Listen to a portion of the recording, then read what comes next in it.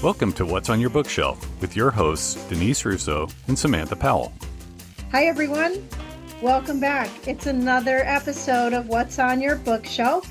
This is a life and leadership podcast where we are living out loud the pages of books that are on our bookshelves. My name is Denise Russo. I am here with my friend and co-host, Sam Powell.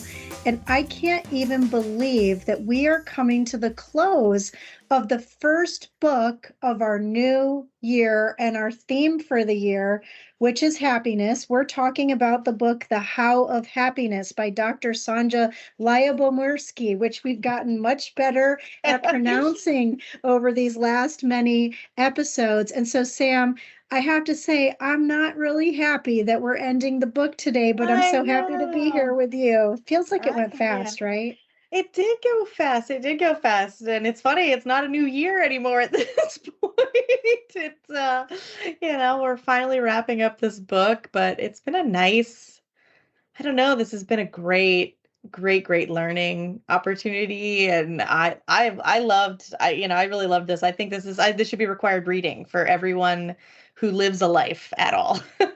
Absolutely. Should be one of those, like, you have to, I was thinking about this last night. I'm like, people should have to take like a happiness class in high school. Like, it should be one of those like required courses of just like, okay, let's talk about how you really actually, maybe not high school, maybe nobody's mature enough in high school to handle it. Maybe when you're in your mid-20s, it's like, yeah. I'm thinking like maybe when you're a junior, because Vincent called me yesterday from college and he's taking one of his core classes for his major.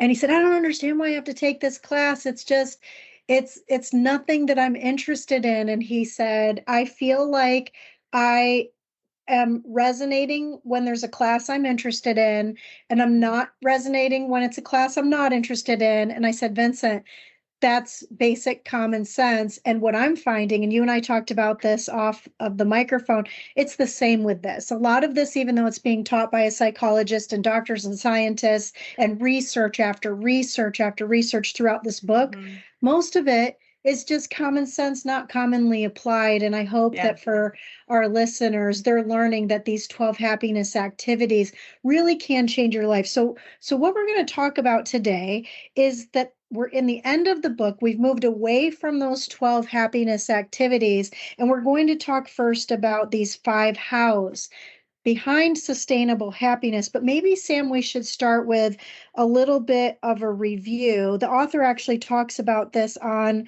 the first page of this chapter, which I guess is page 257 or so. And you've always done such an awesome job reviewing us, especially with that pie chart. So would you help our listeners just get a recap of where we've come from and where we are today?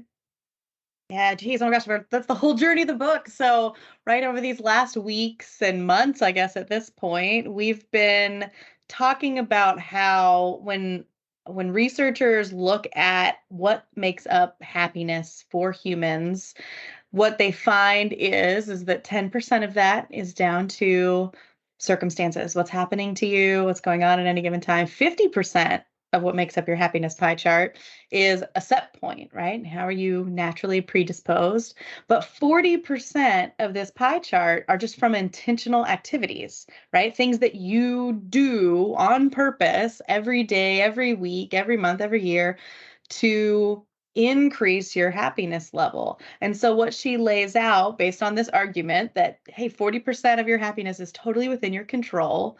Here's 12 activities based on the research that you can do. And we've been spending 12 weeks over the last 12 weeks here on a different activity.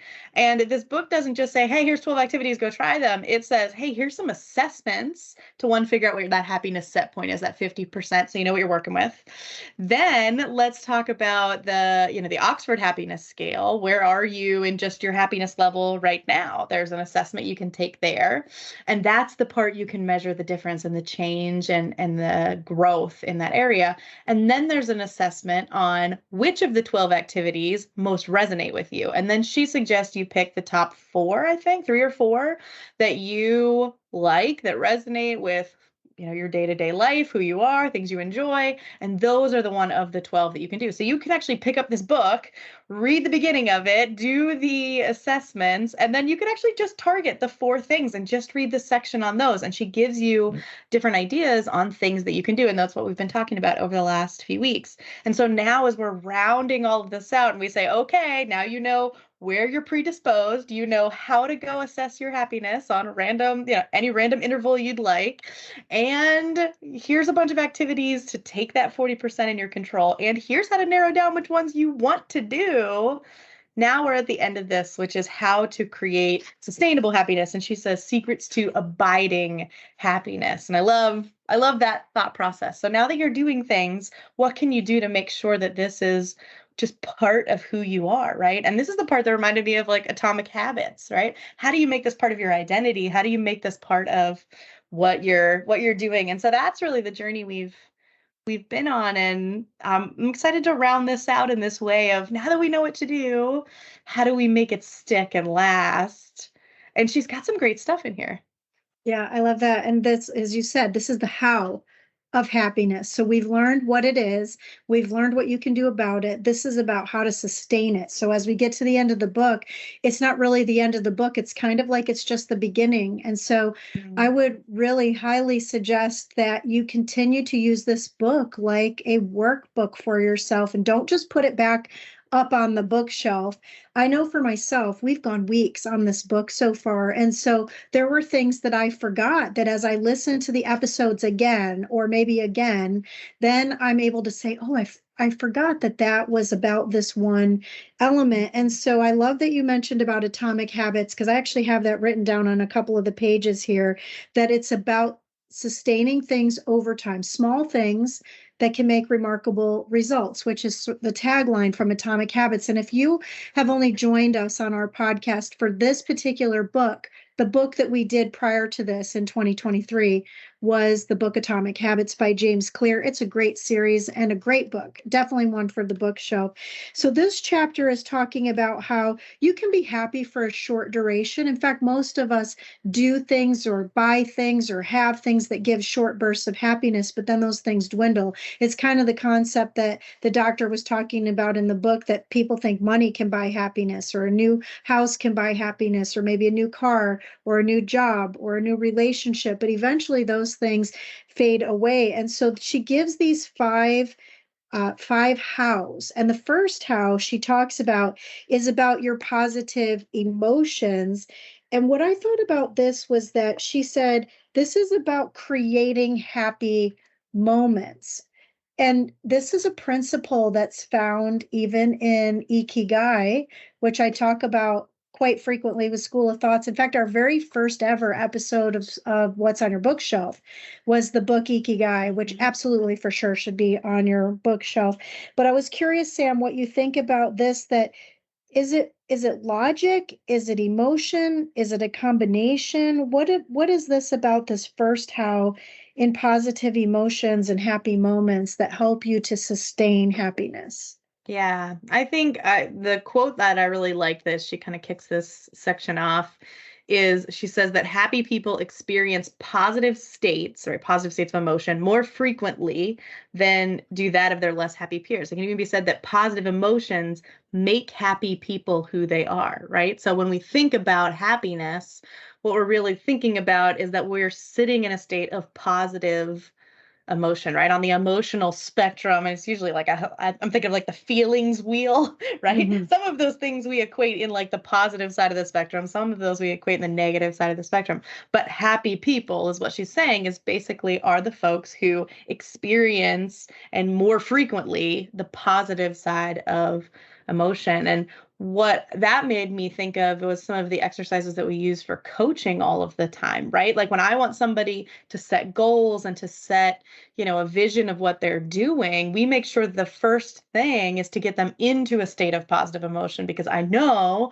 from the research that helps people get to really vivid visions of what they're trying to accomplish. Their goals become, more robust, more, smarter. They become, really, really better, well-defined when they're coming from a state of positive emotion. So I loved seeing this one first, because this is a principle I use in my, like, my business, but also in my life. And she says that positive emotions beget upward spirals. So positive emotion feeds positive thinking, feeds positive actions, and then consequences, and all that sort of good stuff. So getting into the state of positive emotion and helping yourself do that moves you in the direction of happiness. Absolutely. I was trained a few years ago in a program called Positive Intelligence. And I love that the doctor recommended or referenced Dr. Barbara Fredrickson. She's sort of like a pioneer or thought leader in positive intelligence and positive psychology. And what she said in the book is that moments of pleasure don't just make you feel good, they broaden your horizons to build your social, physical, and intellectual skills. So that upward spiral that you were just talking about, Sam, is the how of sustained happiness. It sort of feels like common sense, but yet we forget when we get stuck in circumstances or situations where we don't maybe feel happy. And positive intelligence and positive psychology teaches you how to prioritize the thoughts, feelings, beliefs, emotions, and actions that you have in your mind that will give you different results than if you just stay stuck in the negative. And this part in the book, Sam, is where I was thinking about Atomic Habits as far as habit stacking, because she talks about things like, for example, if you really love exercising, an outcome of exercising might be that when you're energetic, you're more creative. And so maybe you leave exercising and you come up with a great new idea that you want to implement at work or in your business. And that maybe from there, you have this great idea about wanting to try a new recipe because it's something that you know that will be healthy and sounds good. And so as you stack in these positive habits or these positive, sustainable happiness activities, how much more happy will you be? Because this is about shifting your mind into prioritizing happy thinking, happy believing, and happy doing, so that you can be happy and have results that are different than perhaps you have on days when you don't feel so happy. Yeah, I really like that. And you're absolutely right about the habit stacking. As being a part of that, right? That it in this upward spiral, you can end up stacking activities, from a habit standpoint, from a, just activity standpoint, into really moving yourself in the direction of happiness. I thought the part where she was talking about if you were to come across a pile of money, right? So let's say, like, all your basic needs are met financially, from that standpoint, and then you are all of a sudden dropped a large sum of money in your lap. What should you do with it to actually boost your happiness? And I was like, that's a great question. Like, based on everything we learned, like, I still didn't really know the answer of that. Yeah. And she basically said, if you spent the money on numerous pleasant mood boosting things occurring on a day-to-day or weekly basis, that would be what you should do with the money to make you happy. And that's really driving home this point of, it's what you're doing every day, every week, consistently, like Atomic Habits, right? Where you've got to be doing something that fits one of these, mood boosting happiness activities she gave us. And that, if you wanted the money to make you happier, it's not go buy the Jaguar, because again, we know from hedonic adaptation, that's going to be great at first, but then that's going to drop off. But if you take that money and you spread it out over time to help you boost your mood very purposefully, that money actually can make you happier. And I thought that was just a really great illustration of how to put this into place, right? How to take what we've learned and get yourself into that positive state of emotion, over time. And you don't need money to do that in most of the activities, right? They don't actually cost any money. So thinking about it from that standpoint, I don't know, is lovely. It's really lovely, because I don't think any of the activities had to do with buying stuff. No, none of them. It had to do with how you use your time. And so she says in the book that in any case, no coincidence that the 12 happiness strategies are activities like practicing daily gratitude, focusing on the best person that you can possibly be, being generous, spending quality time with loved ones. Those are all designed to accomplish exactly what we need to ward off negative feelings, or in some cases, even depression, and increase your positive emotions, foster positive thoughts, and fuel positive experiences. When I read that, Sam, I thought about the stuff that we teach so often with the School of Thoughts listeners and Lead the Game listeners, which is that if you have some sort of result in your life and you want to change it, you need to change something you're doing. And to change something you're doing, you have to change something you believe about what you're doing or don't believe about what you're doing. And to change the thing you believe, you have to change the way you think. And this book is about boosting positive connections in your mind to increase the thoughts in your mind that are more positively aligned. And happiness activities boost positive thinking. And so I know we're almost out of time for this episode, and I thought we'd get to the end of the book, and I guess we're not going to. So the great news is we'll have another episode after this one. But I do think it's important maybe for us to just chat briefly, Sam, that we're about in the almost middle of the year or so. Getting towards it, yep. Around that time. And over the last couple of months of this year, there have been probably people listening to this podcast that have been impacted by things that maybe haven't been so positive. Lots and lots of change in the economy and in corporations and transformations. A lot of people have been laid off all the way through April at many companies. And so I think it's really important to tap into this, that this book talks about that in the face of adversity, you can build resistance and you can bounce back from stressful experiences simply by elevating your positive thinking. And this isn't just about happy-go-lucky. This is about how to prioritize the thoughts and the activities that can give you happiness, because I think that we can both attest that you don't get happiness in a title. You get happiness from the experiences and the relationships that you build and by the things that you produce and do that make a difference in the world. Yeah. And she says in the book that when the source of positive emotion is yourself, it's renewable, right? So again, happiness doesn't come from circumstances. Does it move you here and there, right? There's a 10% little shift it gives you, sure, but it comes from yourself. And what she's saying is like really to sustain this, if you're getting yourself into a state of positive emotion, right? Getting yourself into those positive feelings, then one, that gives you that upward spiral, but it also gives you a renewable source of energy, essentially. It is something fundamental because you're not relying on anything but how you think, how you approach, how you handle your reaction to the environment around you. And that is what sustains your happiness. And I can attest to this in my own life. I've seen that work going through, I don't know. I feel like I've gone through it all sometimes. But when you can work yourself back into a positive state of emotion, regardless of what's going around for you, it's renewable. You can get through anything and you can maintain happiness, on the other side of that. Absolutely. Well, next time when we get together, let's talk about how the timing and the variety of this is equally as important so that you don't get stuck in the mundane and things that once made you happy now seem boring. So I'm looking forward to diving into that with you and seeing if we can get to the end of this book together on our next episode.